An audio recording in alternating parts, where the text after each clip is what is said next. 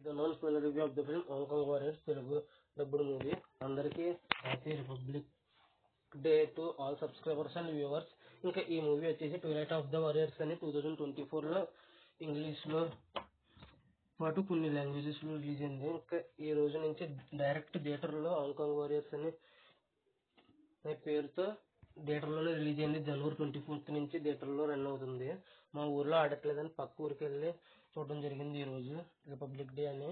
ఇంకా ఈ సినిమా చూసిన తర్వాత నాకు ఎలా అనిపించిందని విషయంలో వెళ్ళేటప్పుడు మా కంటెంట్ చూడండి.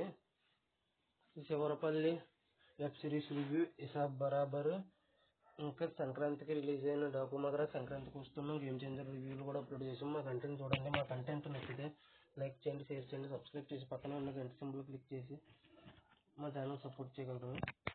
ఇంకా ఈ మూవీ విషయానికి వస్తే నాకైతే నచ్చింది. ఎస్పెషల్లీ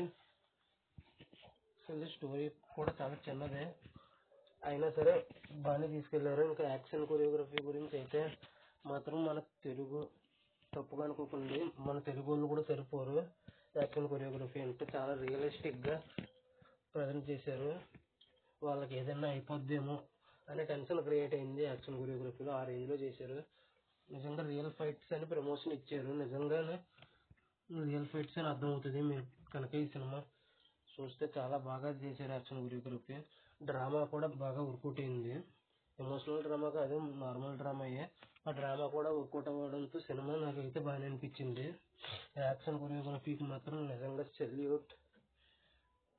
సెల్యూట్ చేస్తాను నేనైతే. అంత బాగా తీశారు యాక్షన్ కొరియోగ్రఫీ అయితే. యాక్టర్స్ పర్ఫార్మెన్స్, యాక్టర్స్ ఫైట్స్ అన్నీ బాగున్నాయి. తెలుగు డబ్బింగ్ కూడా చాలా నీట్గా చెప్పించారు. బాగుంది ఈ మూవీ అయితే. ఇంక ఈ సినిమా వచ్చేసి జస్ట్ 2 hours 5 minutes మాత్రమే రన్ టైం. చాలా తక్కువ రన్ టైం కాబట్టి ఖచ్చితంగా థియేటర్లో చూసండి. ఆ సౌండ్స్కి, ఆ మ్యూజిక్కి, ఆ లొకేషన్స్కి మంచిగా ఎంజాయ్ చేయాలంటే ఖచ్చితంగా థియేటర్లో చూసి ఎంజాయ్ చేయాలి. కాబట్టి ఈ మూవీ ఖచ్చితంగా థియేటర్లో చూడొచ్చు. యాక్షన్ లవర్స్ అయితే అసలు మిస్ అవ్వద్దు ఈ సినిమా అయితే.